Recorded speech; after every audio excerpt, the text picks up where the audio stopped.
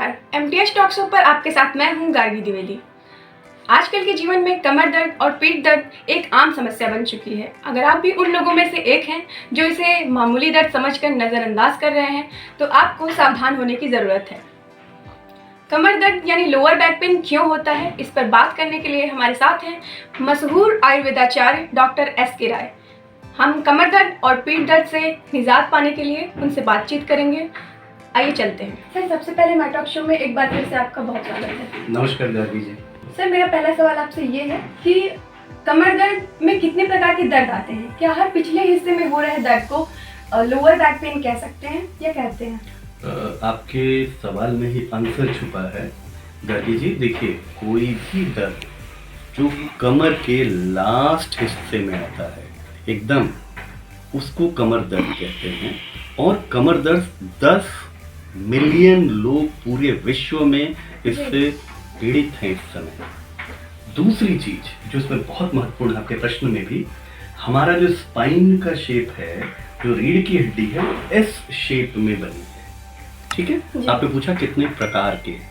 कमर दर्द lower back, lower part को lower से आ गया बैक, और कमर आ गई उससे, तो वेट पूरा ट्रांसफर वही होता है। जो एस शेप होती है ना, दोनों कूल्हे को जो ज्वाइन करती है लाइन, वही जिसको L4 L5 वर्टिब्रा के नाम से मेडिकली जाना जाता है, पूरा वेट ट्रांसफर वही होता है।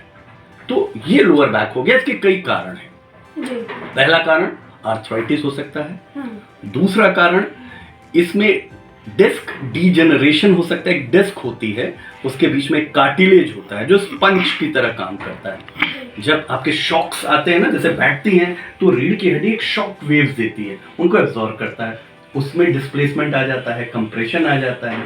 तीसरा वजन हो सकता है। और चौथा, जो लोग नहीं जानते, महिलाओं को हर महीना कैल्शियम आयरन की कमी होती है। तो जितनी भी औरतें होती हैं उन सबको ये परेशानियां होती हैं। सर, कुछ लोग ऐसा मान के चलते हैं कि कमर दर्द 2-4 दिनों में ठीक हो जाएगा।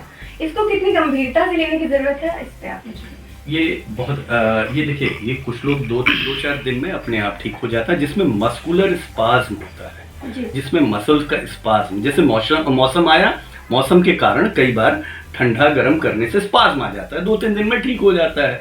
लेकिन अगर ऐसा दर्द जो आपके पैरों में रेफर कर रहा है, झंझनाहट दे रहा है, आपको जकड़न दे रहा है, सूजन दे रहा है, इसके लिए आपको तैयार रहना चाहिए। बहुत इंपॉर्टेंट है। सर, कमर दर्द यानी लोअर बैक पेन गंभीर पीड़ा दे सकता है। क्या क्या कारण है जिन्हें लोगों को जानना चाहिए? मैंने आपको बताया ना शुरू में जी। पहले तो किसी अच्छे वैद्य या किसी अच्छे चिकित्सक या किसी ऐसे डॉक्टर से मिले, वो आपको कारण बताएगा। आजकल के कारण क्या है मैंने बता दिया। आर्थराइटिस हो सकती है जी। कुछ मेडिकल कारण, जैसे आर्थराइटिस हो गई, आपके विटामिन डी की कमी आ गई, आप महिला हैं, आप में प्रोजेस्टेरॉन की कमी आ रही है, तो वहाँ भी कैल्शियम की, जो मेनोपॉज की लेडीज हैं उनको समझना पड़ेगा। और तीसरा कारण जो सबके लिए है वो है पॉस्चर्स।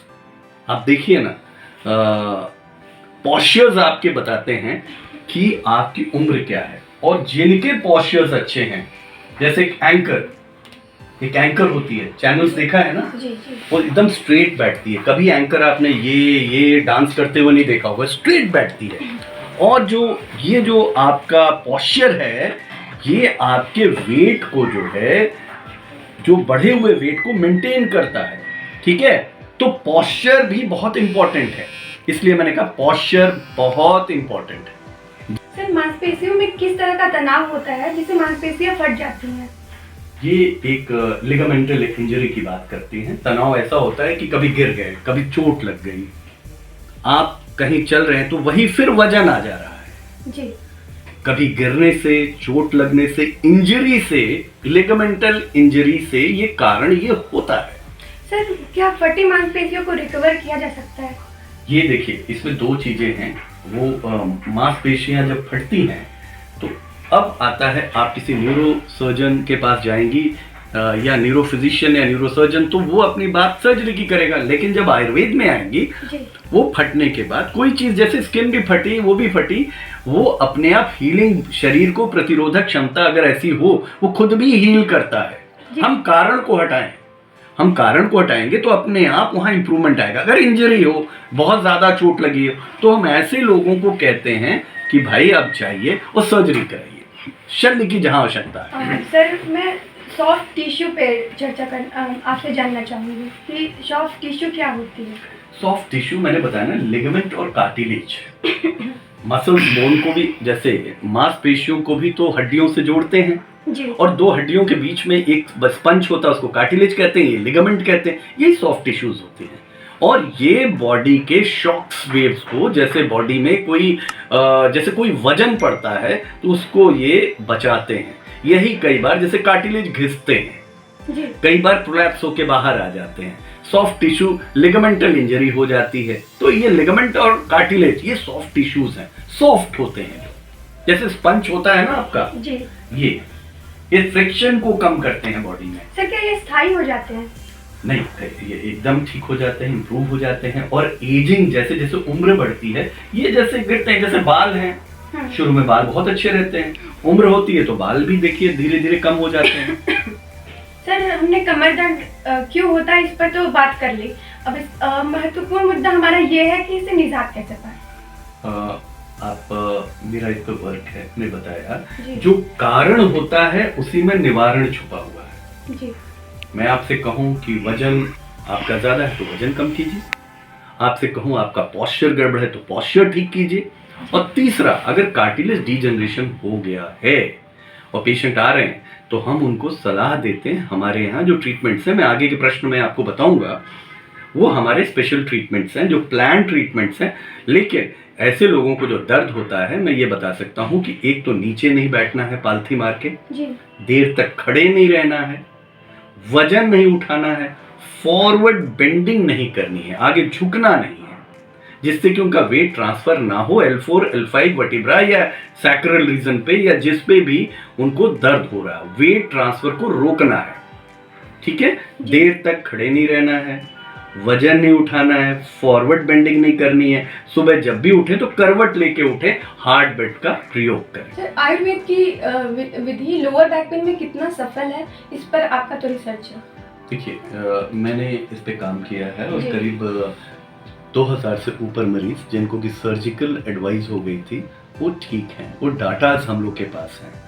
और उसमें जब पेशेंट हमारे पास आते हैं, दो तीन तरह के पेशेंट आते हैं जिनको सर्जरी एडवाइस कर दी गई होती है। जी। वो जब आते हैं तो उसमें डिस्क प्रोलैप्स होता है, PID मतलब डिस्क जो है वही सॉफ्ट टिश्यू आपका दब के बाहर निकल जाता है, जैसे स्प्रिंग हो दब रहा है, उसका फ्लूइड बाहर आ गया हो, इस तरह के लोग आते हैं। तो हमारे यहाँ पंचकर्म की एक विशेष विधि है जिसको कि कहते हैं कटी बस्ती। हम ये प्रोटोकॉल्स पूरे फॉलो करते हैं, जो बताया ना, फॉरवर्ड नहीं बेंड करना है, देर तक नहीं खड़े रहना है, पालथी मार के नहीं बैठना है, करवट लेके उठना है। हम जब वो पेन से पेशेंट आता है तो हम कटी बस्ती, उसका जो L4 L5 इलाका है उसको एक पर्टिकुलर एक बॉक्स बना के हम उसमें भरते हैं सांचे में, L4 L5 को, जो भी हमारे थेरेपिस्ट हैं या हमारे टेक्नीशियंस हैं। उसके बाद हम उनको मेडिकेटेड एक मेडिसिन एनिमा के रूप में डालते हैं जो पूरी स्पाइंस को पूरी वो हील अप करती है, जिसको वैतरणी बस्ती कहते हैं। तो ये प्रोसेस हम 14 दिन से 21 दिन तक, और अभी तक जो भी हुआ है हमें जो रिजल्ट मिले हैं मोर देन 80% मिले हैं। सर खान पान की क्या भूमिका होती है इसमें? देखिए, कोई भी बीमारी का कारण पेट होता है, पेट ही जादू का पिटारा है। जी। हम लोग मानते हैं कि कोई भी बीमारी होती है अनडाइजेशन के प्रोडक्ट से होती है। जैसे हमने खाया उसके दो पार्ट बनते हैं, डाइजेस्टेड और undigested. Digested part body absorb कर लेती है, अनडाइजेस्टेड पार्ट बॉडी बाहर फेंक देती है। कई बार ये अनडाइजेस्टेड पार्ट, जिसको कि टॉक्सिन्स कहते हैं, ये यूरिक एसिड भी हो सकता है, ये कुछ भी हो सकता है, शुगर भी हो सकता है और कुछ भी हो सकता है, ये जाके चैनल्स को ब्लॉक कर देता है। जैसे नालियां हैं, खेत को पानी दे रही है, नालियां ब्लॉक हुई तो खेत सूखेगा, तो वही डिजनरेशन, जैसे कार्टिलेज डिजनरेट होगा, तो ये ब्लॉक होता है। हम पेट का इलाज करते हैं और इसमें सुपाच्य भोजन देते हैं, उसमें हम अपने मरीज को स्ट्रिक्ट आहार पे रखते हैं, स्ट्रिक्ट निद्रा पे रखते हैं, स्ट्रिक्ट डिसिप्लिन लाइफ पे रखते हैं। ये तीनों चीजों से ये हम उनको मैनेज करते हैं, बॉडी को रिलैक्सेशन देते हैं। सर कहते हैं कि लोगों का कहना है कि आयुर्वेद की दवाइयाँ तुरंत आराम नहीं देती हैं, तो यह सिर्फ भ्रम है या फिर इसलिए लोग एलोपैथ की तरफ ज़्यादा भागते हैं, तो ये सिर्फ भ्रम है या हकीकत में ऐसा कुछ है? अच्छा, एलोपैथ की दवा आराम देती है तुरंत? सर ऐसा लोगों का मानना है तुरंत आराम हो जाता है। लोगों को मानना है, जैसे कोरोना आया, किसका नाम ज्यादा रहा? भारत में सबसे कम मौतें हुई हैं, समझ रही हैं आप? हाँ। हमें समझाना पड़ेगा। आप घर में हैं, आपको मालूम है कि आपकी मम्मी सुबह क्या खिलाती हैं। देखिए, बेसिकली आहार, डाइट्स का बहुत इंपॉर्टेंट रोल है। सुबह उठिए, मधुर रस का सेवन। पहले हम लोग दातुन करते थे, गुड़ खाते थे, अब हम चाय पीते हैं, तो हम ऐसी कम तैसी अपनी पेट की कर देते हैं और वहां से अनडाइजेशन का प्रोडक्ट बनता है। कोरोना ने दिखाया कि हम लोग 6 ऋतुओं में रहते हैं। भारत में 6 ऋतुएं हैं, मालूम है ना? ग्रीष्म, वर्षा, शरद, हेमंत, शिशिर, वसंत। जी। ठीक है, वसंत के अब मतलब होली आने वाली है ना, अब उत्तरायण आया, अब सूर्य बलवान हुआ। हम लोग 0 डिग्री में भी भारत में लोग रहते हैं और 50 डिग्री में भी रहते हैं। और कोरोना के समय इसलिए हमारे यहाँ मौतें कम हुई, हमारी डिफेंस मैकेनिज्म, हमारे आहार अच्छे थे। तो डाइट, आयुर्वेद मतलब आयु का वेद है, ये लेके आगे बढ़ेगा। और मैं गारंटी से दे रहा हूं कि अगर पेन में पेशेंट आता है तो तीसरे चौथे दिन से उसको आराम नहीं, ठीक होने की दशा में आने लगता है। ठीक है, आपको मैं 2-3 पेशेंट यही दिखाऊंगा। मैं कुछ आपसे जो भी हमारे पेशेंट के डाटा हैं, एक्चुअली ना मैं एडवर्टाइज करता हूँ ना कुछ करता हूँ, तो इस तरीके के पेशेंट हम आपको दिखा सकते हैं जो 10 साल पहले भी आए थे, जिनको सर्जरी एडवाइस की गई थी, आज ठीक है। तो आयुर्वेद भ्रम नहीं है, आयुर्वेद शाश्वत है, सत्य है जी। और सत्य हमेशा पराजित नहीं होता। बस इसको आयुर्वेद को किताबों में रखा गया था, ग्रंथों में रखा गया था, चरक संहिता, सुश्रुत संहिता, वाग्भट में, लेकिन जब ग्रंथ से बाहर निकला तब ये एक इलाज बन के निकला। सर ये बताइए कि बिना दवाई के क्या एक्सरसाइज से, व्यायाम करके, कमर दर्द से जो लोग पीड़ित हैं, सिर्फ एक्सरसाइज करके उससे निजात पाई जा सकती है? देखिए, आपने 2 तरह की बात किया ना। आयुर्वेद का जो प्रिंसिपल है, स्वस्थ व्यक्ति के स्वास्थ्य की रक्षा, और दूसरा अगर बीमार है तो उसका ट्रीटमेंट, यही तो है ना, प्रिवेंटिव एंड क्यूरेटिव। प्रिवेंटिव में ऑलरेडी आदमी ठीक है, थोड़ी सी मसल गड़बड़ है तो एक्सरसाइज करे, ठीक होगा। आयुर्वेद तो कहता है सूर्योदय से पहले उठिए, उसके बाद गर्म पानी पीजिए, मीठा खाइए, फिर उसके बाद दौड़िए, भागिए, एक्सरसाइज कीजिए। लेकिन एक आदमी अगर कमर लेके गिरा हुआ है, उसकी डिस्क प्रोलैप्स है, तब तो आयुर्वेद के पास आएगा ना। कहा भी गया ना, स्वस्थस्य स्वास्थ्य रक्षणम आतुरस विकार प्रशमनम। 2 तरीके की चीजें आयुर्वेद में होती है। Sir Ayurveda lower back pain के लिए किस तरह से वरदान है? लोअर बैक आपको एकदम, आपको आपके संपादक महोदय मनोज जी ने ये जरूर बोल दिया लोअर बैक जैसे। नहीं, हमारा ये कहना है कि ये जैसे हम लोग एक निबंध लिखते हैं, हाथी के 4, वहाँ हाथी के पूंछ होती है, हाथी के 4। लोअर बैक में जो मैंने बताया ना, कमर के दर्द के कारण बता दिए। और कोई भी चीज अगर हम कहें कि आग में उंगली डालेंगी तो जलेगी, तो कारण क्या, उंगली मत डालो। आयुर्वेद ये कहता है पॉस्चर ठीक करो। पॉस्चर्स के कई फायदे हैं। एक तो उम्र नहीं दिखती है। अमिताभ बच्चन की उम्र 80 साल है, उनकी उम्र नहीं दिखती है। आप देखिए, रेखा की स्पाइन सही है, उम्र नहीं दिखती है। यहाँ 60 साल की औरतों की उम्र दिखने लगती है। आदरणीय मोदी जी की देखिए, नहीं दिखती है। पुतिन की स्पाइन देखिए, वो भी 72-73 के हैं। स्पाइन रीढ़ की हड्डी ही आपको ठीक रखनी है। वो डाइट से रहेगी, पॉस्चर से रहेगी, वजन से रहेगी। और अगर कोई एक्सीडेंटल या डिस्क प्रोलैप्स होता है तो आयुर्वेद अमृत है वहां पे, ये मैं विश्वास के साथ कह रहा हूँ। अच्छा, आप मुझे बता दीजिए कि किन उम्र के लोगों में ज्यादा कमर दर्द की समस्या आती है? बहुत अच्छा प्रश्न पूछा आपने, किस उम्र के लोगों में। और महिला और पुरुष का अनुपात क्या है? मतलब महिलाओं को ये समस्या ज्यादा होती है, पुरुष को ज्यादा, या इक्वल है दोनों? देखिए, पहली चीज हमने बोला कि एक स्वस्थ व्यक्ति तो कुछ देर तक तो ठीक रहता है, लेकिन महिलाओं में ये ज्यादातर समस्या है। महिलाओं के जीवन को 3 पार्ट में हम बांट सकते हैं। एक वो वाला पार्ट जो पीरियड्स स्टार्ट होते हैं, जिसको मेनार्की कहा जाता है। दूसरा पार्ट जो संतानोत्पत्ति वाला होता है, और तीसरा पार्ट निवृत्ति वाला होता है, जब पीरियड्स रुक जाते हैं। तो जब वो संतानोत्पत्ति वाला पार्ट आता है तो यूट्रस फैलता है और दबाव कमर पे डालता है, क्योंकि पोस्चर लेडी का बदल जाता है। तो एक तो वो कारण हुआ। दूसरा, निवृत्ति के समय क्या होता है, जब मेनोपॉज आता है तो कैल्शियम की कमी आने लगती है। औरतें टाइम से खाना नहीं खाती हैं, पौष्टिक आहार नहीं लेती हैं। इसीलिए अगर किसी घर में कन्या हो, आपके माध्यम से ये कहना चाहूंगा, उसको पहला ध्यान ये देना चाहिए कि पहले वो अपनी मम्मी को खिलाए, तब वो लड़की खाए खाना। भारत में ऐसा नहीं होता है, माँ पहले खिला देगी और कोई लड़की माँ के साथ बैठ के खाना नहीं खाती है, तो माँ को न्यूट्रिशन नहीं मिलता है। ये बहुत बड़ा मैसेज ये एमटी टॉक शो के द्वारा जा रहा है आपके मध्य से। आपने पहली एंकर है जो इस तरीके का प्रश्न आपने किया है। ये बहुत अच्छी बात है कि महिलाओं के लिए पहला वो लेडीज फर्स्ट कहते हैं ना। तो खाने में क्यों नहीं लेडीज फर्स्ट कहते हैं?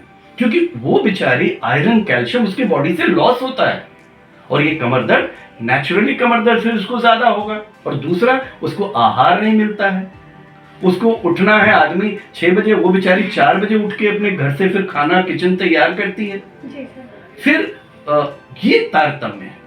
इसीलिए मैंने बताया महिलाओं की संख्या ज्यादा है, पुरुषों की तुलना में महिलाओं की संख्या एकदम ज्यादा है, क्योंकि उनका कैल्शियम लॉस इनमें ज्यादा होता है। समझ सकती है मैं क्यों बोल रहा हूँ। सर, कमर दर्द के मरीजों को आप क्या चेतावनी या कोई एक नोटिस, क्या संदेश देना चाहेंगे? मैं आपके इस कालजयी चैनल के माध्यम से, इस फेमस यूट्यूब चैनल के माध्यम से, एमटी चैनल के माध्यम से, टॉक शो के, मैं ये कहना चाहूँगा कि देखिए, रीढ़ की हड्डी ही हमारी सब कुछ है। अगर स्पाइन सही तो आर्ट सही, और स्पाइन छोटी छोटी, आयुर्वेद जो है ना, आयुर्वेद का जो पंचकर्म विधा है, ये छोटा सा सोल्यूशन है इस बड़े प्रॉब्लम के लिए, और कई दूसरी विधाएं बड़ा सोल्यूशन है इस छोटे प्रॉब्लम के लिए। तो मैं यही कहना चाहूँगा, इसको लाइटली ना लें और किसी अच्छे डॉक्टर, वैद्य से जरूर मिलें। और आयुर्वेद में इसका बहुत अच्छा निदान परिवर्जन है, इसका इलाज है। टॉक शो में एक बार फिर से आने के लिए और अपना महत्वपूर्ण समय देने के लिए आपका बहुत आभार। नमस्कार। तो जैसा कि आपने देखा, आज हमने कमर दर्द पर काफ़ी चर्चा की। हमारे साथ थे मशहूर आयुर्वेदाचार्य डॉक्टर SK राय। ऐसे भी आगे आपको चिकित्सकों से मिलाते रहेंगे। तब तक के लिए देखते रहिए मनोज तिवारी टॉक शो।